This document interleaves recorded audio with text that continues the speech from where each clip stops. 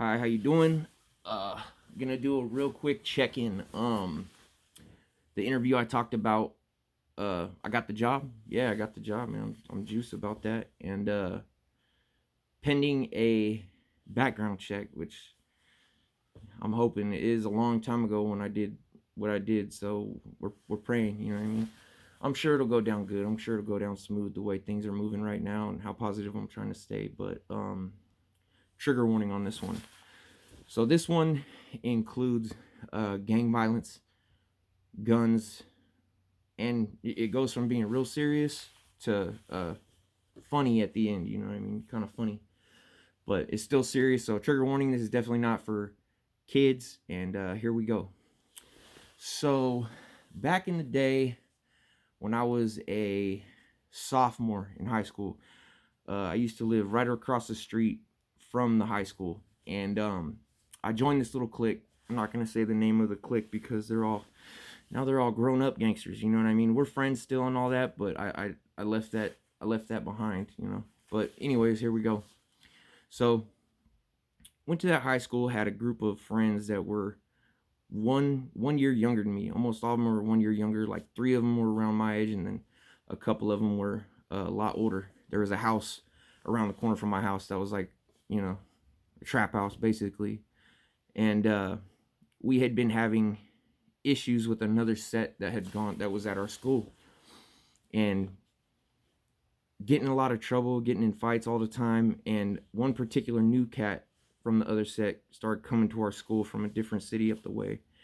And by the way, I'm going to be using either their gang name or a different moniker just because I don't want to bust them out and get them in. Not that they'll probably get in trouble, but So me and basically one of them, his name was Tia, and another buddy of mine, we'll call him Dots. That was his street name.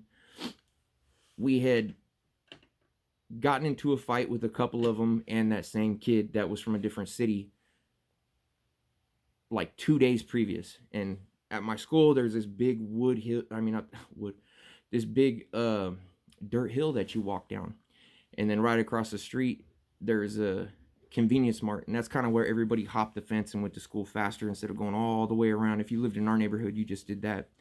So we're walking down the hill laughing and everything, and then all of a sudden we look and there's these two cats that got burners on, gloves, little fighting gloves from back in the day. This was, I think, like 2004, so a long time ago. I'm an old man, but these cats that like would never challenge us. You know what I mean? These kids would never do anything if they didn't have someone with them. So we see them walking up, circling us like they're trying to get down. We're like, what the hell's going on? I drop my backpack and, go to square up, and I look across the street. And across the street is just boom, boom, boom, boom, boom. About 12 cars. 12 cars, and all their big cousins and their main set from the from the city up the way. They're all just leaning back, waiting for these, their little peewees to get down. And I talked to both of them. I was like, dude, we gotta run for the trap house, bro. We gotta try to make it over there. We're gonna get murked. So I grab my backpack and we sprint all the way to the corner, hop the fence, and run across the traffic light into the neighborhood, praying that those older homies were there. So we run to the neighborhood. It's the first right, run down. We could see them all outside right away. They all were hopping in their cars when we were running. So we run up to the house and like, hey, they're coming. And he's just like, man, shut your, come on, little kid. You know what I mean? No, they're not. Then right after they said that, like 12 cars just boom, boom, boom, riding down the street. All of them hanging out the window, throwing up their gang signs and all that shit. And their mouths just kind of dropped open, and they watched them. These dudes drove down the street and parked. All of them parked. I don't know why they didn't hop out right there, but they parked, and there's a reason they went down the street. I think doesn't matter, but the older homies, everybody ran in the house, grabbed all their weapons and stuff. And these dudes drive off, peel out, keep driving. And we're like, what the hell's going on? Like, are they trying to get down or not? You know what I mean? Like, what's really going on? So those bigger homies, they're like, man, we don't got time for this shit, bro. Like, if they want to get down, like, let us know. Go, comb the neighborhood and find out who's here. And, like, if you know anybody, if you see any stragglers, like, buff them up and find out what's going on.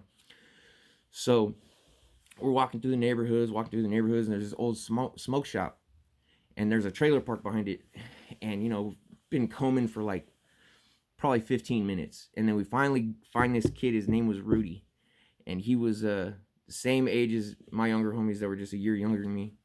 We snatch him up, and what's the fuck's going on? Why are all these dudes in town? Like, what's going on? And then there's this. He finally spills. He wasn't really with that set. He was just like one of their friends, one of their hangarounds. So he popped real quick. You know what I mean? He said, "Oh, Eddie Flores, his little sister is having a quince, and they're all down for that, and they heard what you guys did, and we know where Eddie Flores lives." So my dad would have killed me, but I grabbed my dad's truck. It's a old Silverado. I drive up to the house. We tell him what's up. A bunch of them jump in the back of the truck, and then we, like the rest of them, follow us in other cars. So we drive up other side of the neighborhood where he stays at, and of course, hella cars, hella people out front, and all these dudes, man, run inside the house. Like, they all run inside the house, and there's a bunch of grandmas and kids, and I'm like, man, we're not getting down like that. We're just not gonna get down like that today. You know what I mean? So we were pissed because they don't want to come outside and all that. And honestly, my older homies, weren't even as old. They were probably like 25. These dudes were in like their mid 30s, like me. But they didn't want to come outside, so they're like, man, we're dropping it, bro. I ain't hurt no kids, I ain't hurt no old ladies. So I go to drop them off, and then I get this call. I didn't even know whose number it was. Somebody gave them my number, and this is already after I dropped the older homies off. And they're like, hey, meet us over at the trailer park where you found Rudy at. Come over here right now. I was like, I mean, it's stupid kid stuff, but so I try to hit the older dudes up. They're like, nah, man, they ain't down for it. They really don't want it. You know what I mean? Go get some stripes. Go do it yourself. So me and the younger ones, it was me, Playboy Droops, Tia, Martin, and like 3 other ones, but they didn't really have a street name. I don't really want to give up their real name on here, but so it's that same trailer park behind the smoke shop, and I dropped the truck off. We mobbed over there, and we're kind of trying to keep an eye out, because it's just a setup. You know what I mean? It's obviously a setup, and we're trying to take different points, and we come running up, and these dudes, like, there's only 3 of the cars this time, but they drove out into the front of the trailer park.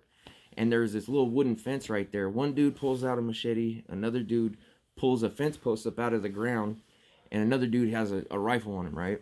And I'm just like, oh, shit. You know what I mean? What the hell's going on? And then, we're basically trying to get them to put the weapons down and put them up with us, because they didn't want the weapons before. And we were kids. We were just trying to fight like dummies. So as we're arguing and stuff, and all this is going around, I got close enough to one of them to start banging on him, and then it turned into a fight. And then my other buddy got hit with the fence post, and then there was a mechanic shop right next to the smoke shop right here, and all these guys that worked there ran out, and they were watching, and they called the cops. So they called the cops, and there's another exit on the other side, so they jump in their car and peel out, and we could hear all the cops coming. So we disperse into that trailer park right there, and we're all trying to hide. And it was me and Spider by ourselves, just trying to hide, and then we all split up. You know what I mean? Trying to not get caught. And it sounded like, at first I really didn't think that it was for us, because the amount of cops you could hear was unreal. It sounded like, I mean, it was ridiculous. So I was like, nah, that can't be us, bro. We'll just, we'll kick it right here. I was talking to my friend Spider. I was like, we'll kick it right here. And I look way white. So, and I'm half white, half Mexican. So I was like, I had literally had, so, sorry, this kind of plays into the funny part, but the high school I was at, I was still kicking it with, well, I had started kicking it with a lot of these rich kids, and they had invited me into this group, and it was like almost like a fraternity within a high school. And we had these stupid shirts on from the school that we went to. I did, not none of the other bangers did, but it was like a preppy shirt basically, where it had like a little symbol from the school, and on the back you had a nickname on it, right? It's supposed to be a nickname on the back. So I didn't tell them what I wanted my nickname to be, so my friends thought it would be funny, because I've always been a big dude, to put Big Sexy on the back.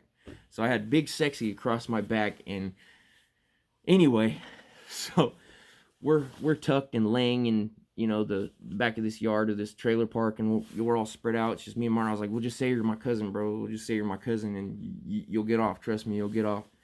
And so we hear all these sirens, and like, okay, it is for us. So they all roll into the smoke shop back parking lot right there. And it's not just regular cops. It's gang task. It's detectives. I have no idea why detectives were there, like, in the first place at all. But there was more cops than I've ever seen respond to something, which I thought wasn't. I mean, I guarantee the dudes who called probably said it was way more serious. I mean, I guess it was serious. They saw a gun. But anyways, I was like, bro, let's try to go this way. You know, let's try to go this other way. So there's a fence is like 6 feet high, but then it had an extension to it because it was the outside fence to get, you know, on the outside. And it was to stop people from, you know, breaking into the trailer park during, you know, night hours or whatever. So I hop up and I grab the top. I grabbed the top of the fence, and I don't know what I was thinking because I couldn't really get another footing. I had one foot, and anyway, I did this stupid frontward somersault thing, and I ended up dislocating one of my arms because I did this front flip thing, and my arm I just landed on the back of the fence and dropped to the ground. I was like, oh my god. And then, you know, obviously Spider jumps over with no problem because I'm a fatso. But anyways, I was like, oh cool, you know what I mean? I'm thinking, and then just woo, and all black this way and all white this way, woo, and just guns drawn, just don't fucking move, right? And they're like, fuck, you know what I mean? It's a wrap.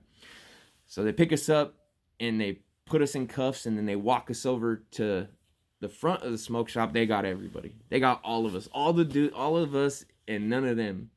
So they got us all on the curb, and we're all cuffed, and they're going down the line, and they're asking, oh, what's your gang name? Oh, I know you, you're such and such, and I know you, you're such and such.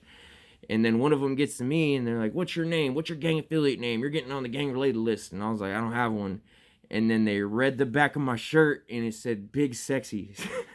So that ended up being my gang affiliate name, right? So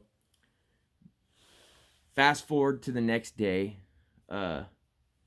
I had to meet in with that's a different story. I'll tell that later. But the next day, I had to go into history class, and it was a teacher I really liked, a really cool teacher. He knew I was into all that dumb shit, but really cool guy. And I used to make him laugh all the time, and he used to get pissed because the jokes I would tell were hella inappropriate, and he shouldn't have been laughing at them as, you know, a teacher.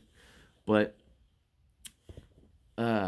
anyways, I'm sitting down, and he's like, we're just doing dumb schoolwork, and then he gets up and he stands up and he walks to the front of the class, and he's like, so I'm driving down the street the other day, and, you know, I'm stuck at the light, and I look to my right, and I see a big guy in a blue shirt with Big Sexy on the back, and he's handcuffed, and he's surrounded by a group of cops. And I was like, damn, bro, are you gonna bust me out like that? So he busted me out in front of the whole class, and everybody's just looking at me, and I was like, shy, you got me, you know what I mean? But yeah, that's it. That's just a quick little story I wanted to tell you guys. You know, that's when shit started getting serious, when the guns started coming out. That was the very beginning when things started getting really real. But I figured for the beginning, for the first story about the gang activity and all that, I would start from a place that was more lighthearted, something that had a little more comedy to it. But I saw in my last video you guys really like, I guess a lot of people are watching it, man. I appreciate it. Thank you very much. This is The Ride.